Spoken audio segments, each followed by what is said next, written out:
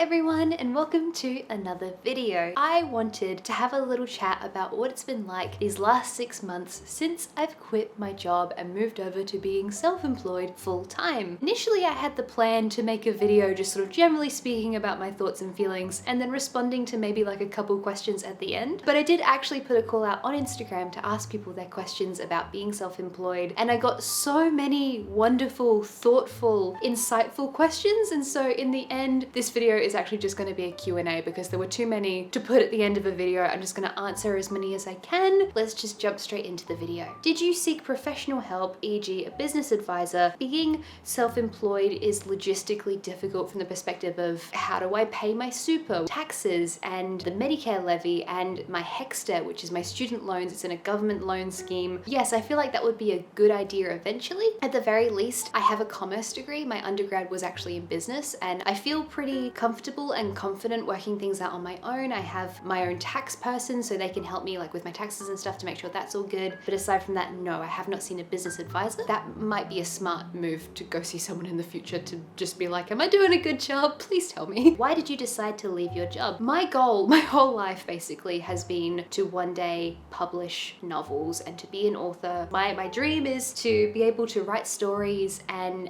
be creative for a living. By the time I got into university, I realized the reality of the fact that authors on average don't actually make enough money to live off of. And I was like, I can't work in retail for the rest of my life. I hate it. So I ended up transferring from my English and creative writing major into a marketing degree because I felt like that was the smart adult move to do. Then I moved to Japan, and then I was an English teacher, and then eventually I came back to Australia and I ended up working in marketing. When the pandemic hit, I was working at a really big arts festival. When you work at a festival, you work a lot of overtime. It's a very hard job. You don't get paid very much money because it's the arts and there's not a lot of money in the arts. This is such a long-winded answer to this question, but it's all relevant. Basically, so many staff around me who were much more talented than me, much more experienced than me, all got made redundant. And so I was like, oh my God, I can't be here because it was so stressful. The amount of work I had been given to do was increasing because there weren't enough staff to do the work. I ended up getting a job in the tech industry because I was like, this will be so much better and it will be more stable. And I ended up being on this pathway to become a digital marketing manager by the time I was 25, and it was like all this stuff. It was the exact opposite of working in the arts. Working in the arts was just go all the time, and it was so stressful, and I had to be the maximum amount of productive I could be just to keep my head above water, just to like do all my work. And then I moved into this other job where all of a sudden there was very little to do and I was bored out of my mind. It was so boring. I got all my tasks done so quickly and there just wasn't the workload I was used to. But I was like, no, this is great. This is wonderful. I have job stability. I won't almost be made redundant here like I was in the arts. And then it happened again. All these people got made redundant around me and I narrowly missed out. I got told I was probably going to be made redundant. Then I spent like 3 weeks being really stressed out at the beginning of last year and just couldn't handle it because it was horrible. It's bad. Redundancies are bad. I was basically like, I can't do this anymore. I can't keep looking for stability and not finding it and just being in another place where I feel like the ground is going to get pulled out from underneath me because of redundancy, because of the pandemic. I'd actually launched a Patreon, which was doing better than I had expected. I was getting these sponsorships and I was like, oh my God, maybe I can actually do YouTube full time. Maybe I can do that and do some writing stuff and work on other projects, and maybe this is actually feasible. I wasn't happy. I never wanted to work in marketing. I've always wanted to work for myself. And the one thing that I had sought from full-time work, which was stability and safety and the guarantee that money was always going to be coming in, wasn't there because I kept almost being made redundant. And so I just ended up figuring, F it, like I'm just going to give it a go and work for myself. And that's basically why I quit my job. How do you overcome other people's opinions about quitting your job? For me, it wasn't a factor at all. I've always wanted to be self-employed. Do you feel guilty for not doing enough at the end of a day? Yes, every single day. Everything I've ever made, every assignment I've submitted, every YouTube video I've put out into the world, I finish it and I sit back and I think, I didn't do enough. Does it get lonely? I was really nervous that I was going to get quite lonely being at home by myself and working on my own stuff. The truth is that now that I actually have weekends free, I spend so much more time with my friends. It's not lonely, but sitting by yourself at home with no one to talk to, it only means that I don't have distractions. So if I'm having like a bad mental health day or something and I'm sort of like dwelling dwelling on my thoughts a bit. It's a bit more challenging because when I used to work in an office, if I was sort of feeling a bit crappy, I'd go chat to someone. I can't do that at the moment. So it means basically I just end up like messaging my friends more. Imposter syndrome, just generally. Imposter syndrome is a thing that I have all the time that I have not figured out how to get rid of. Yep. In my experience, I've met a lot of really lovely, successful people who have done like really amazing things in their career. And I sort of find that the nicest, successful people tend to all have imposter syndrome. I feel like it's just a thing that we have that isn't going to go away. I feel like such an imposter all the time. I feel like a lot of the stuff that I make isn't good enough, or like I'm pretending. I do my best to ignore imposter syndrome and just do the thing anyway. Just put out the drawing anyway. Just do your best to ignore it, because I think for me, it's always going to be there. How did you realize that what you were experiencing was burnout, and what was your breaking point? So one of the reasons why I quit my job was because I, for so many years, was juggling too many things. Basically spent every second of every day working. And I've been doing that since I was 16. Like, I've always had to work on top of going to school. Over the course of many years, had burnt myself out so badly that I just felt miserable and so sad and just stressed all the time. Like, I'd cry at the drop of a hat. I realized I was at my breaking point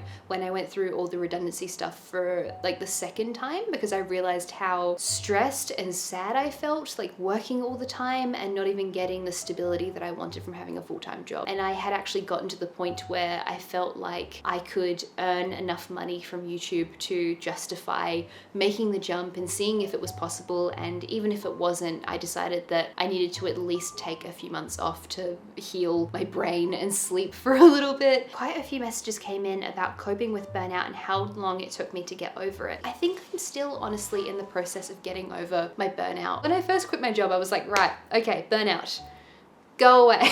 I was so sure that it would only take me a few weeks. Apparently that's not the case. If you have significant burnout, it takes months to get over, months and months and months. I still feel the repercussions of burnout. I have this sort of burnout cycle that happens every, I want to say 3 weeks. I just get a few days where I feel tired for no reason at all. The cycle seems to have been broken a little bit now that I've had a rest over the course of Christmas, because I actually took 2 weeks off. But I think that burnout is something that I need to be really aware of, because I, by nature, am prone to overwork. Towards the end of last year, I was putting so many hours into the illustration project on top of doing YouTube stuff, on top of doing Patreon stuff, that I was again falling back into the habits of working on weekends and working night times. And so I just think that I'm really prone to overwork, and that I need to work very hard not to let myself do that, to work efficiently, to take time off, to be healthy, because I now have this opportunity to actually create good habits. I think there are so many factors here that mean that so many of us are experiencing more burnout than we would have at this point if it weren't for the pandemic. It's been a very hard time, and so I just encourage any of you who are feeling burnt out to just go easy on yourself, to be kind to yourself. We live in a world where we feel so pressured to be productive all the time, to overwork,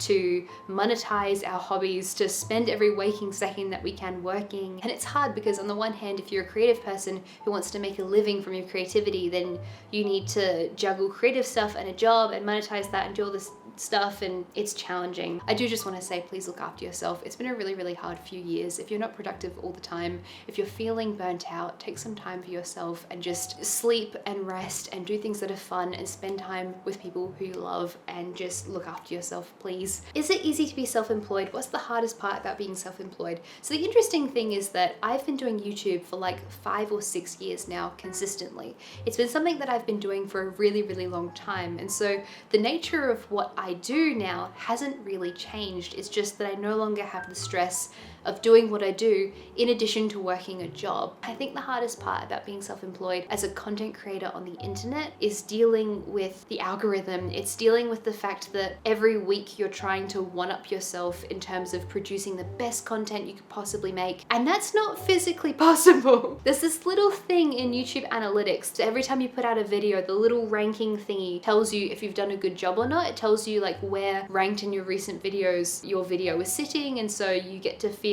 excellent or shit about yourself depending on where your video is on that list. It's the nature of dealing with digital channels with algorithms that are incredibly fickle. I've had a lot of challenging jobs. You know, I've said that I worked in retail. I was an English teacher. I've worked really stressful jobs with a lot of pressure and like run meetings. I've had to run marketing workshops on stage in front of all these people. I've done all this stuff, but like YouTube is the most challenging job I've had, because trying to navigate creating content in such a hostile environment is very challenging. I can't guarantee if my videos are going to do well. I can't guarantee if they'll be clickable. I can't guarantee if the algorithm will favor them, if this week I'll get good views or if next week I won't. All I can really do is keep making the best stuff that I can make and hope that it does well. But also, just really quickly to add to that, it can't be understated how grateful I am that YouTube exists, that we have these platforms where people can make money independently making art. Think about like 30, 40, 50 years ago. If you wanted to create video content, you would have had to have been working for a network. YouTube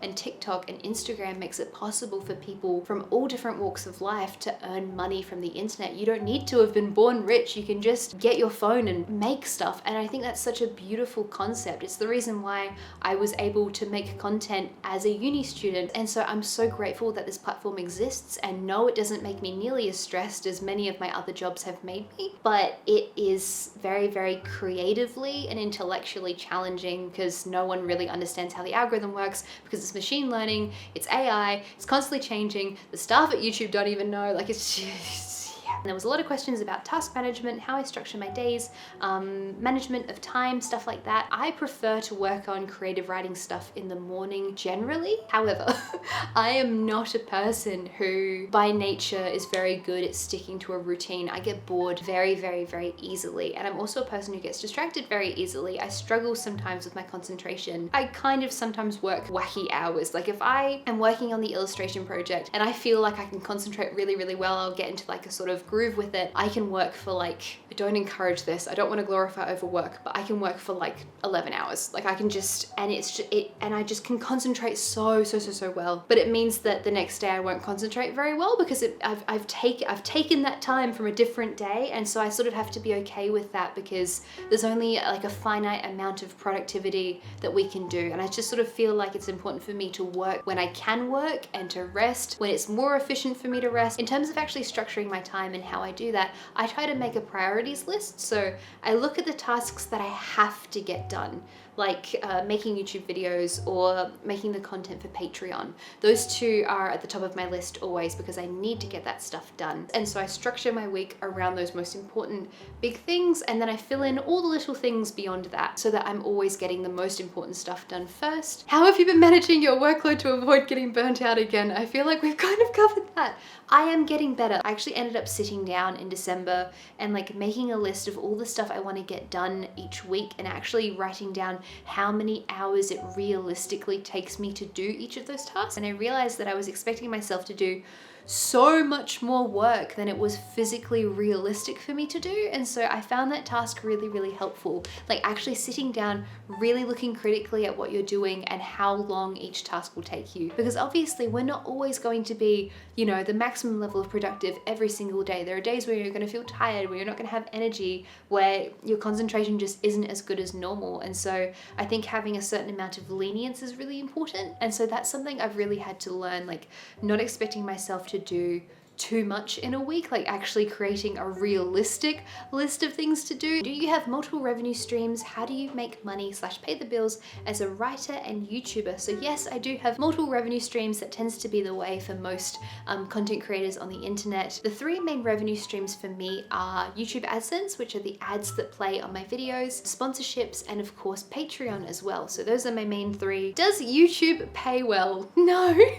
No, it doesn't. It can, it absolutely can if you're a person who's getting a lot of views on your videos. There are so many factors that feed into whether or not YouTube pays well. So one of the key ones is your CPM. So if you're a person who has videos that are mostly viewed by people like living in developed nations, you'll earn more money from AdSense than if your viewers are living in developing nations. So the reason why it works this way is because if your viewers are from a wealthier country, there are more advertisers who are competing against each other to get their ads in front of those viewers. And so the cost of advertising goes up and up and up and up until whichever advertiser wins that bid to get in front of that person. There's a lot of competition, and that means that per ad, the YouTuber earns more money. But if your content appeals to people from developing nations who don't have as much disposable income to spend on the types of things that are being advertised in those ads, it means that less advertisers are going to bid on those ads and to get in front of those people, and it means that you'll earn less money from AdSense. Videos of people unboxing products, those videos tend to make a lot of money because the people who are watching those videos are more likely to be in a spending mood, and so they'll convert on those ads. It's very, very complex, but basically YouTube can pay well, but it's all very circumstantial. One person who's got a 10-minute video that has 10,000 views, that person can earn a very different amount to another person who's got a 10-minute video with 10,000 views. And it all depends on what the content is, who's watching those videos, what their spending habits are like, and all of that kind of stuff. Can a YouTube channel earn enough to go self-employed, and at what stage? I mean, it obviously can, because there's a lot of people who are making money as YouTubers. It depends. It's like, I have been consistently making YouTube videos for about 5 or 6 years, but it was a very, very, very long time before I actually started making any money. And it was only really at the end of 2020 that I even considered making this my job, that I figured that it was even possible for me to earn enough money to actually jump over and do this. At my current channel size, basically, without oversharing information I probably shouldn't share, in order to do YouTube full-time, I had to take a significant pay cut from my job. Just to give you an idea, I earn less money now than I did as a marketing assistant at an arts festival. However, I do also now earn more money than I did working in retail or working as an English teacher living in Tokyo. And so for me, it's a manageable amount, although it's not a lot. The really, really big motivator for me isn't the money, it's the fact that I am now suddenly full-time making things. I get to be creative as my day job. I'm earning enough money that I can pay my rent and I can pay my bills and I can support myself entirely off of the creative stuff that I make. And so that's enough for me. Like, that is absolutely wonderful. However, I would not recommend starting a YouTube channel with the sole goal of trying to earn money from it, because as I've mentioned already, YouTube can be a really, really hostile environment. You can't guarantee success. You cannot guarantee that you're going to earn money even if you love making videos. Financial stability and how you manage the idea you don't have a salary, and freedom versus job security. So we've touched on this a little bit already, but essentially, because I went through all of that fun stuff with almost being made redundant twice in a row, I now, as a self-employed person, feel way more stable and way more secure just because I'm now entirely in control of what I'm doing. I have worked very, very hard to build good relationships with the people who are sponsoring my channel. I've worked very, very hard to try and ensure that I'm providing things that people enjoy on Patreon. The book club, we have a private Discord server. I make all of this exclusive content for there. I share project updates. For the Wyvern tier, I make an exclusive video every month, which is based on requests and like people vote for it. And so I've worked very hard to ensure that like that content is good and enjoyable for people. It does also very, very much help that I'm from a country where we have Medicare, and so I don't need a job for the sake of having health insurance. There is the general advice for freelancers and for people who are self-employed that before you take the jump to self-employment, you should save up at least 1 year's worth of salary, so that if you have everything go terribly, you have an amount of money there. That is a lot of money to save up, but that's the general advice that I've heard over and over again. It's interesting that I feel so much less stressed now. I feel so much more like stable and secure and in control of my future. And the thing is that I don't know if my YouTube channel is going to last forever. It does happen that some YouTube channels begin to decline and views start to go down. That does happen, and so that's a very real concern that maybe the growth won't continue forever, but at least for now, I'm making enough money to be able to pay my rent and to be able to support myself through the stuff that I'm making creatively. And I want to be able to enjoy that while it's happening, you know? How do you stay motivated and disciplined and not get distracted? There were a lot of questions around motivation, and I think that's probably reflective of the fact that so many people feel unmotivated because of the last 2 years. In terms of motivation, I think the most important thing is to remember that you're human. If you're feeling burnt out and tired, working through that is not necessarily going to help. It's probably going to make it worse. Sadly, not everyone gets that choice to have time to rest and relax. However, if you can, if you're lacking motivation because you're burnt out, try taking some time to rest and relax and see how your motivation feels after that. For me, everything I do comes back to the fact that I want to make stuff for a living. The main goal is to make books and stories for a living eventually, one day when I get to that. But for me, that motivation is so ingrained in me that I just really, really want to make stuff that I don't really ever struggle with motivation. I struggle with getting distracted a lot. I don't really struggle with discipline as much because I find that discipline is a skill. Resilience is a skill that you learn over time. And so I've never really had a problem with discipline because I struggle with getting too passionate about my work that I'll just keep going and keep going. Tips for taking the plunge and quitting your job. I would recommend that you save up as much money as you physically can. Honestly, it all just comes back to money, because if you're trying to go self-employed, especially if you're making creative stuff, if you're spending the whole time stressing about money and freaking out about it, it makes it very, very hard to enjoy what you do and to be creative and to do all that kind of stuff. So I would recommend building up your business before quitting your job. Best skill to learn to be self-employed: resilience. I think resilience is the best one, but I also think that resilience is the best skill that you can learn in many contexts, because it's so fundamental to what we need. Being self-employed is quite challenging, but everything that we do is quite challenging. You know, working in a professional work environment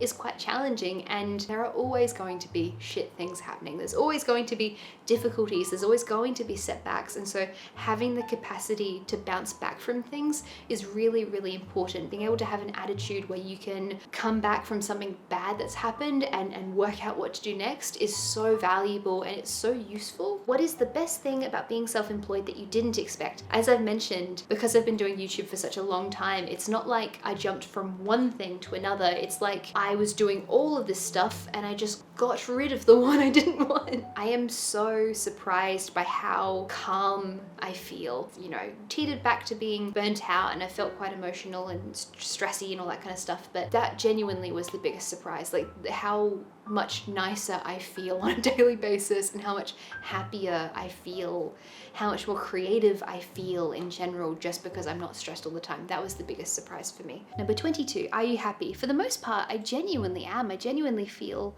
so much more fulfilled and so much more just happy in general. I think it's really hard though, because the pandemic has been very challenging, and there's a lot of stuff that I find very frustrating and sad because of the pandemic. And so it's kind of hard to answer that question from the perspective of being self-employed because of the, you know, the time that we're currently living in. But overall, I am like really happy in what I'm doing. And number 23, the very last one, what's next for your career in terms of like doing YouTube stuff and writing and all that kind of stuff? Over the course of the next year, my hopes are to put out the illustration project that should be coming soon. I want to get back to really buckling down on the big creative writing project I'm doing. This year, I really, really want to get back into freelance writing and pitch more articles to more magazines. I kind of took a step back from that last year because honestly, because of burnout, I just felt so burnt out. I couldn't do anything more than I was already doing. And then basically just continuing on with YouTube and seeing what stuff I can make. I'm very excited with the content I have planned for this coming year. And I just feel so incredibly grateful that this channel has grown to the size that it is. The novelty isn't lost on me. I still find this very strange, and I still feel very, very, very grateful to be here. So yeah, basically those are my plans. To keep making videos, try